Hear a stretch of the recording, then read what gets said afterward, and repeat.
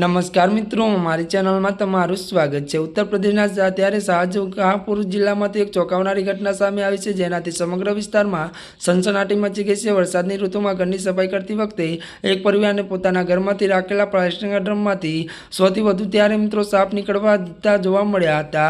આ ત્યારે વચ્ચે ત્યારે દ્રશ્ય જોઈને ત્યારે ઘરના લોકો જ નહીં પરંતુ આસપાસના ગ્રામજનો પણ ગભરાઈ ગયા હતા।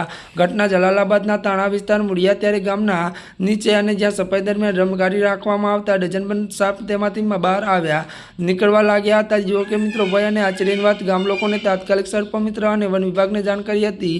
ઘટના સ્થળે પહોંચેલા નિષ્ણાતો અને સાપ પકડવાની ટીમે કલાકોની મહેનત પછી બધા સાપને સુરક્ષિત પકડી લીધા હતા અને ત્યારે મિત્રો જંગલમાં છોડી દીધા હતા।